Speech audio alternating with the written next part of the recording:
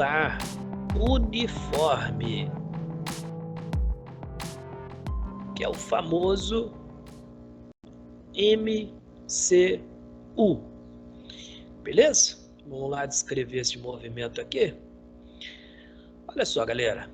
Imagine que você pega uma pedrinha, amarra essa pedrinha em um barbante, uma cordinha, e começa a girar esta pedrinha. Tá? Aqui a gente tem uma vista superior. A gente está olhando de cima, tá bom? E você está girando ela assim. Bom, galera, se a trajetória ela é circular e o módulo da velocidade é constante, o módulo da velocidade, nós estamos no movimento circular uniforme. Muito simples, né? Definir este movimento, uma trajetória circular e o módulo da velocidade é constante. Agora, olha só, a pedrinha, o vetor velocidade dela é sempre tangente à trajetória, sempre tangente à trajetória. Professor, e o que é ser tangente à trajetória? É um vetor que toca em apenas um único ponto da circunferência. Então, por exemplo, nesse ponto aqui, para onde é a velocidade da pedrinha? Horizontal para a esquerda. Ah, professor, e nesse pontinho aqui, para onde é a velocidade da pedrinha? Aqui está a direção e o sentido dela. Bom, então em qualquer ponto, a velocidade da pedrinha, ela é tangente à trajetória, tá? Aí, ó. Velocidade, o vetor velocidade sempre tangente à trajetória. Bom, você está observando então que a direção do vetor velocidade muda constantemente. Concorda comigo? A direção está mudando o tempo todo. E qual grandeza física altera a velocidade?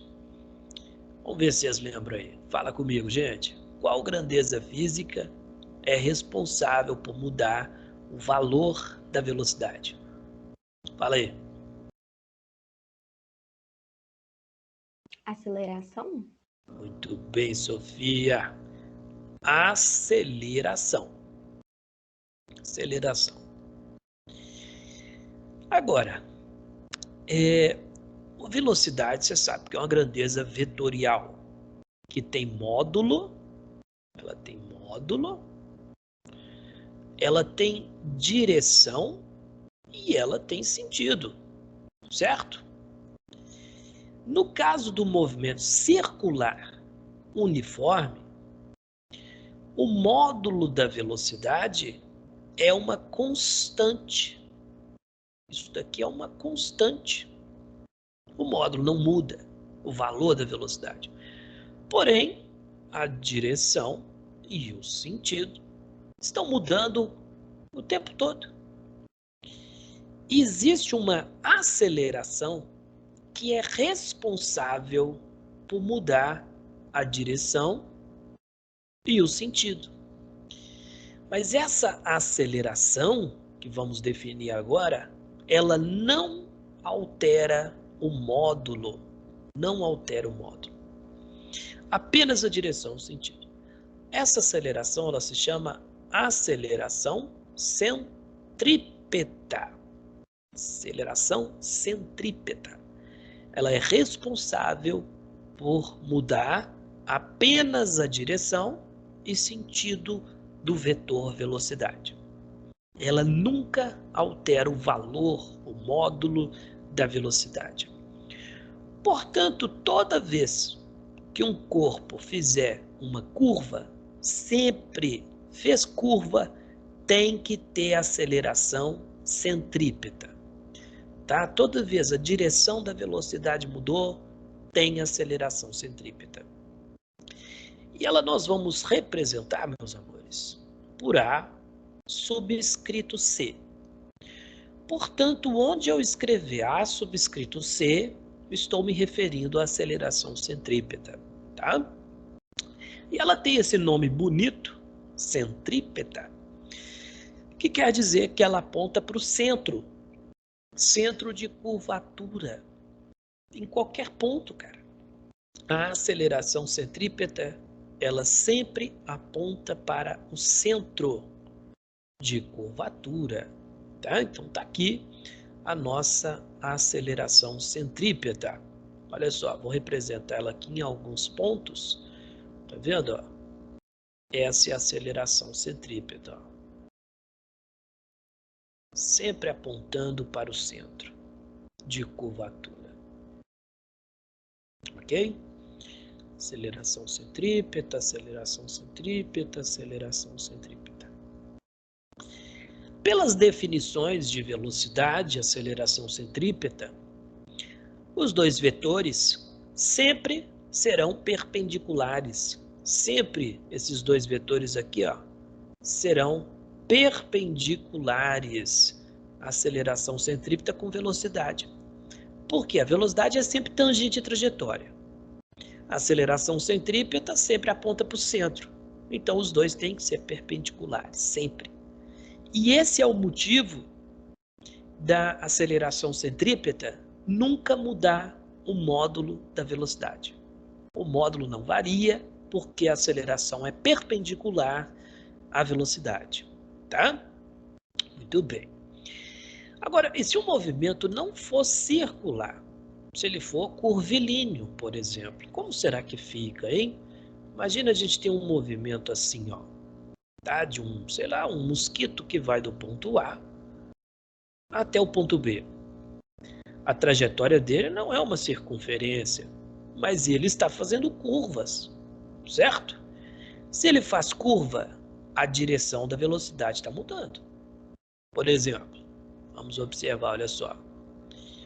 Nesse ponto aqui, a velocidade está nessa direção, sempre tangente à trajetória. Ah, nesse ponto aqui embaixo, ó, aqui está a direção da velocidade, sempre tangente à trajetória, certo? Vamos pegar mais um pontinho aqui. Nesse pontinho aqui, o vetor velocidade está para cá. Então, observe que aqui também a direção da velocidade está sendo alterada. E se a direção da velocidade muda, tem que ter aceleração centrípeta. Mas, professor, ela aponta sempre para o centro da circunferência. E aqui não tem, professor, circunferência. Para onde ela vai apontar? Bom, nesse caso, o prolongamento, olha só, vamos prolongar aqui, ó. Deixa eu ver se eu consigo encaixar bonitinho aqui, ó. Ó, acho que ficou bom. Tá vendo, ó? Eu peguei essa curva aqui, ó, e prolonguei ela, mantendo a curvatura. E onde é o centro dela? Mais ou menos aqui, concorda comigo? Portanto, a aceleração centrípeta aponta para ali, nesse ponto aqui, ó. Tá vendo, ó? No ponto P, a aceleração centrípeta aponta para o centro da circunferência, que é o prolongamento dessa curva aqui no ponto P. Tudo bem, galera? Vocês entenderam isso? Alguma pergunta, algum comentário? Muito fácil, né? Tem alguma dúvida, gente? Não? Então tá. Muito bem. Agora, como vamos calcular a aceleração centrípeta? O valor dela? Como vamos calcular? Muito simples. Não convém eu deduzir aqui a expressão, mas a aceleração centrípeta ela é dada por V2 sobre R, onde V é a velocidade da pedrinha e R é o raio de curvatura. V2 sobre R é a equação da aceleração centrípeta. O R é o raio da circunferência, tá? Vai ser esse cara aqui, ó. Esse cara aqui é o raio. Beleza? Oi, Ana Luísa. Eu não entendi por que você desenhou a aceleração ali de tamanhos diferentes em diferentes momentos. Não tem diferença, eu tô vendo coisa. Ah, sim. Na verdade, aqui é porque eu errei. Tá? Mas onde que tá diferente aqui assim? Tipo, eu não entendi. Ela pode ser de qualquer tamanho, ela tem que ir até o Não. centro. Bom, o que acontece? O tamanho do vetor a gente sabe que representa o módulo. E se é movimento circular uniforme, o módulo da velocidade é constante. E o raio também. Portanto, o valor da aceleração centrípeta tem que ser constante também. Portanto, na representação aqui, o correto é que os vetores de aceleração centrípeta tenham todos o mesmo valor. Tá bom? Ah, entendi. Mesmo se for pequenininho, que todos sejam pequenininhos. Se for grande, ah, tá. Isso. Tá? O módulo representa o valor é constante, então eles têm que ter o mesmo tamanho. Se não tiverem aqui é porque eu errei. Me perdoe. Muito bem. Gente, nenhuma dúvida, não? Fala, Sofia. Então, ela não tem que ir até o centro da curva, Não. ela só tem que apontar para lá? Só apontar para lá. Beleza. Tá? Não precisa chegar até lá, não. Muito bem. O que eu ia falar com vocês? Olha só. A aceleração centrípeta, então, ela é responsável por mudar a direção da velocidade. Direção mudou, tem aceleração centrípeta. Professor, mas e se o módulo da velocidade mudar? Não a direção, o módulo, professor. Por exemplo, eu estou girando a pedrinha, mas aí ela começa a girar cada vez mais rápido. Bom, aí a aceleração responsável por alterar o módulo da velocidade é aquela aceleração que a gente já conhece, que a gente já definiu. Porém, aqui, apenas para diferenciar ela da centrípeta, nós chamamos ela de aceleração tangencial.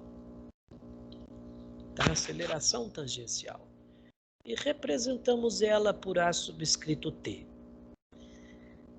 Essa aceleração tangencial, a gente já usava ela, é aquela aceleração que eu defini para vocês, que a definição é ΔV por ΔT. Lembra? Lá no movimento uniformemente variado, tá? Então, ó, essa aceleração tangencial que a gente já usava, ela altera só o módulo, o valor da velocidade. Quem é responsável por mudar a direção é a centrípeta. Tudo bem? Então, vocês entenderam aqui. Deixa eu fazer uma pergunta para vocês. Movimento... Perguntar uma coisa antes. Oi, Ana Luísa. Perguntar uma coisa antes. Diga. Eu não entendi. Tipo assim, você estava falando que essa aceleração que a gente já conhece seria no caso de se eu pegar a pedrinha, tá, eu tô girando e tal. Tem uma aceleração ali já, que é essa centrípeta que a gente não conhecia, né? Aí, se eu começar a girar mais rápido, ou seja, eu estou alterando claramente o módulo da velocidade, aí eu já estou falando dessa aceleração tangencial, né? Exatamente. Isso mesmo, minha querida. Vamos ver se vocês entenderam. Movimento retilíneo uniformemente variado. Tem aceleração, gente? Movimento retilíneo uniformemente variado. Tem aceleração? Sim ou não? Sim. Qual aceleração, Ana Luísa? A tangencial. Muito bem. Este movimento aqui tem a aceleração tangencial. Pessoal, por que não tem a centrípeta? Porque ele é retilíneo. Movimento circular uniforme. Tem aceleração, gente? Movimento circular uniforme. Tem aceleração? Tem. Qual, Sofia? É a aceleração centrípeta. Por que, Fê Sofia? Porque é circular, então tá mudando a direção e o sentido. Muito bem, minha querida. Tem centrípeta porque muda a trajetória. Tem tangencial? Não, porque é uniforme. Movimento circular variado. Tem aceleração, gente? Tem. As duas. Muito bem, É. tem as duas. Tem centrípeta e tem tangencial. Por que, professor? Tem centrípeta porque faz curva. Tem tangencial porque é variado. Movimento retilíneo uniforme. Tem aceleração, gente? Não. Não. Aceleração, zero. Por quê, professor? Não tem centrípeta, não faz curva. Não tem tangencial porque é uniforme. Beleza? Sabem identificar quando tem aceleração, né? Isso é importante. Muito bem. Agora, olha só. Peraí, deixa eu...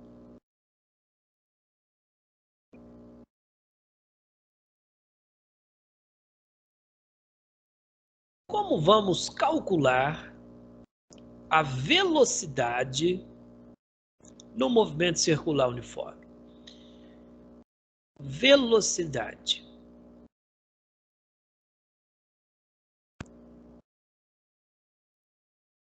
Que a gente representa por V, certo? O módulo do vetor velocidade. Como a gente encontra ele?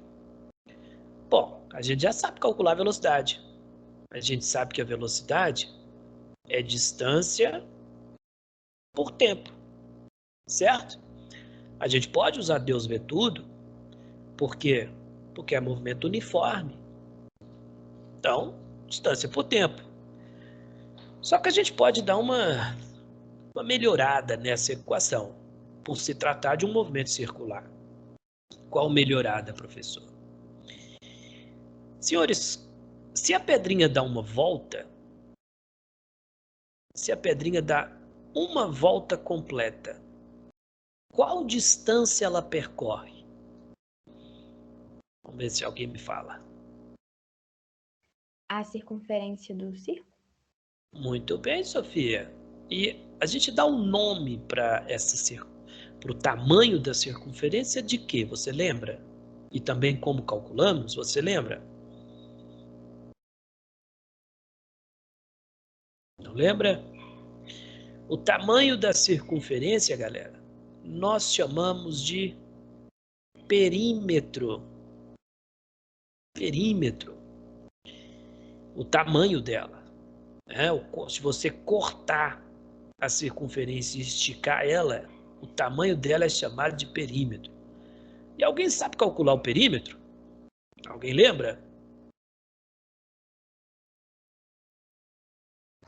Eu só lembro que tem pi, r. É pi r ao quadrado ou isso é área? Não lembro agora. 2πr. 2πr, Ana Luísa. 2πr. Tal que π é um número irracional. 3,14, 15, 92, 654, 718, por aí vai. O r é o raio da circunferência. Tá? Então, 2πr te dá o perímetro da circunferência. Então, para uma volta, a gente pode falar que a velocidade, porque como ela é constante, né, ela não muda, então a velocidade para uma volta é a mesma para duas, para três, para meia volta, é a mesma. Então, vamos calcular para uma volta. E a velocidade, então, vai ser a distância percorrida em uma volta. E qual que é a distância para andar uma volta, professor? 2πr dividido pelo tempo para dar uma volta. Só que o tempo para dar uma volta, ele recebe um nome bonitinho. Ele se chama período. Sempre que você ouvir falar em período, e nós vamos sempre representar por T maiúsculo, o período, ele é o tempo para um ciclo de qualquer coisa, tá, gente? Tudo que é periódico, tudo que se repete, o tempo para repetir é o período, que nós vamos representar por T maiúsculo. Por exemplo, com que período o Sol nasce? 24 horas. Com que período você liga o seu computador para assistir aula? 24 horas. Sei lá, com que período você... essa lâmpada da sua casa pisca? Você está piscando? Não, tá sim, só que é muito rápido, você não vê. Se você pegar o seu celular e filmar ela em câmera lenta, você vai ver ela piscando. E ela pisca 60 vezes em 1 segundo. Então, o tempo para ela piscar é 1 sobre 60. Ela pisca muito rápido, por isso que a gente não vê, mas ela pisca. E o contrário, galera, do período é o que a gente chama de frequência. Frequência, que a gente vai representar por F minúsculo. Deixa eu ver o chat aqui, tá piscando aqui.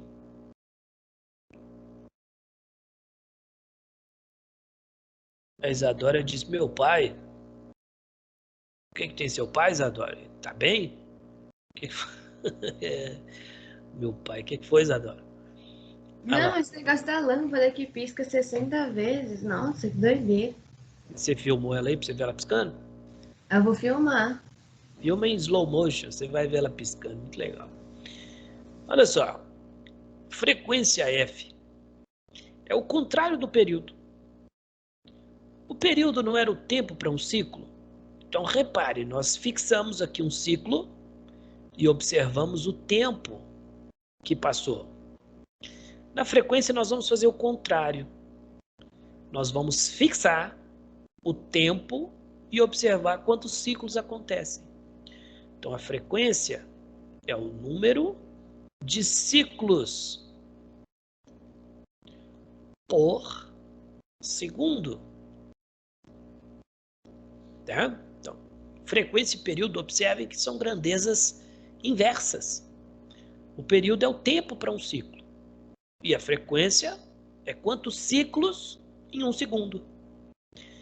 Pelas definições serem inversas, matematicamente também são. O período é o inverso da frequência. E a frequência é o inverso do período. Pronto, se você tiver período e quiser frequência, utilize essa relação aqui, ó, tá? Beleza. Bom, qual vai ser... Sim, só de eu colocar, tipo, T é igual a 1 sobre F, como que isso já faz com que eles sejam inversos, matematicamente falando? Ué, 1 sobre tal grandeza é o inverso dela. Qual que é o inverso de 10? 1 sobre 10. Certo, Ana Luísa? Ah, tá. Entendi. E, por exemplo, ó, a lâmpada da sua casa, ela pisca 60 vezes por segundo. Isso é o quê? Frequência ou período? Isso é frequência. Vamos supor que você quer calcular o período. O que você faz? O período vai ser 1 sobre a frequência. Então, o tempo que ela leva para piscar é 1 sobre 60 de segundos. Portanto, galera, qual que vai ser a unidade do sistema internacional de período? É a unidade de tempo. Lembra que unidade a gente coloca assim, ó, entre colchetes, né? Unidade de período é o segundo, certo?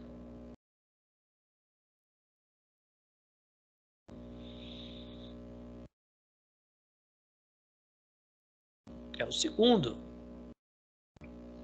E a unidade de frequência vai ser o quê? O número de ciclos por segundo. Ou seja, o inverso de segundo.